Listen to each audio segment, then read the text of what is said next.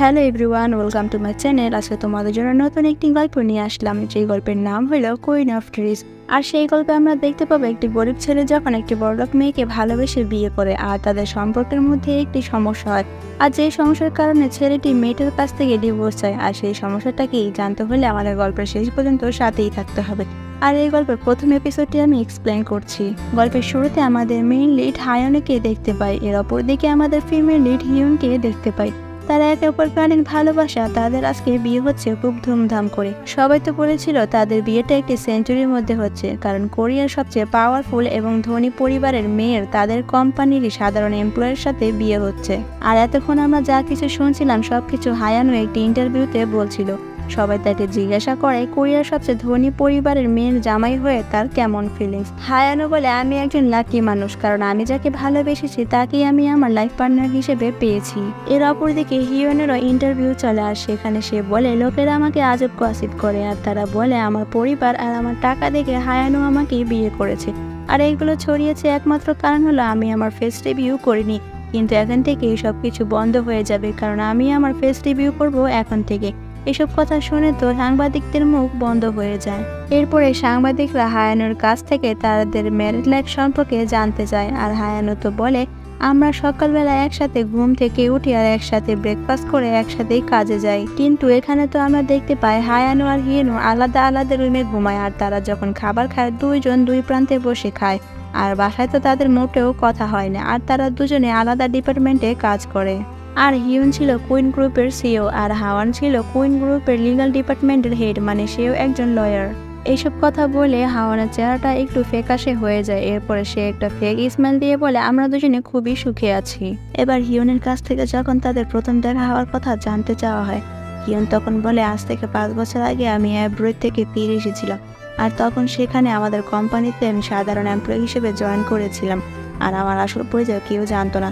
তখন আমি ফটোকপিটা করতে পারতাম না, যার কারণে আমি ফটোকপি মেশিনে লাথি মারছিলাম। আর তখন হায়ানু এসে আমাকে সাহায্য করেছিল। হায়ানু প্রায় আমাকে সাহায্য করতো আর আমার সাথে ফ্লার্ট করার চেষ্টা করতো।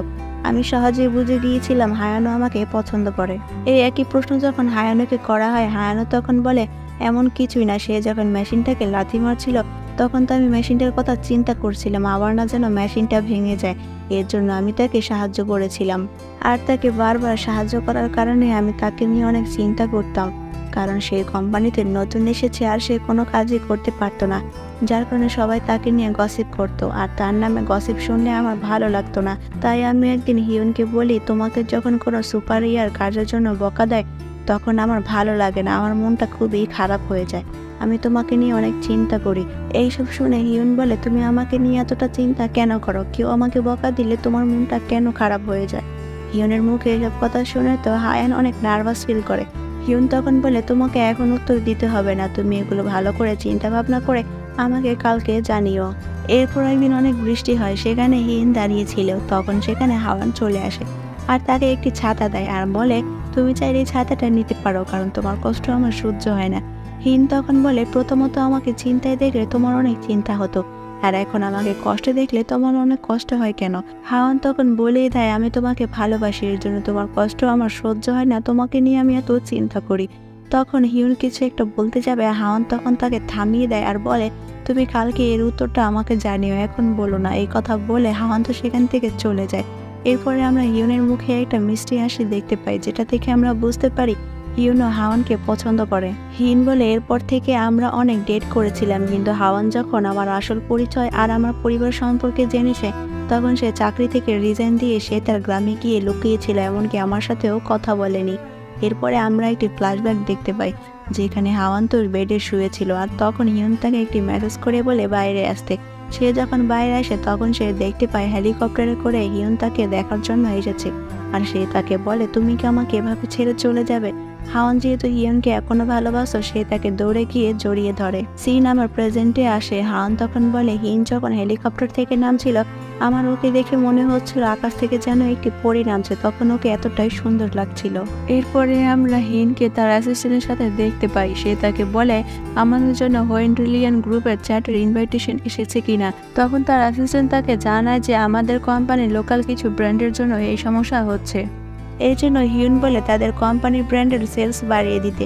আর যেই ব্র্যান্ডের সেলস কম তাদেরকে বন্ধ করে দিতে, আর ভালো কোনো ব্র্যান্ড সেলসের সাথে কোলাপ করতে। এখানে অফিসে সবাই জানা যায় হাউন তাদেরকে বাধা দিচ্ছে। এই কথা শুনে হাউনকে ডেকে পাঠায়। এরপরে হিউন হাউনকে বলে আমরা কেন ওইসব ব্র্যান্ডকে বন্ধ করতে পারি না যারা কিনা আমাদের কোম্পানির সেলসকে বাড়াতে পারে না। হাউন তখন বলে তারা আমাদের কোম্পানিতে অনেক টাকা ইনভেস্ট করে রেখেছে, এখন আমরা তাদেরকে বন্ধ করে দিলে তারা আমাদের এগেনস্টে গিয়ে আমাদের নামে কেসও করতে পারে। এইসব শুনে হিউন বলে মিস্টার হাউন, আমি কি আপনার কাছ থেকে কোনো অ্যাডভাইস চেয়েছি? যেভাবেই হোক ওনাদের সাথে ব্র্যান্ডটা বন্ধ করুন, আর তা না হলে ওনাদের নামে কেস করে দিন। যেভাবেই হোক আপনি কেসে জিতে যান, যেটা আপনার দায়িত্বের মধ্যে পড়ে। এসব কথা শুনে হাউন তো একটু রাগ হয় আর সে তাকে বলে ইয়েস ম্যাম। এরপরে হিউনের সাথে হাউনের লিফটে দেখা হয়ে যায়।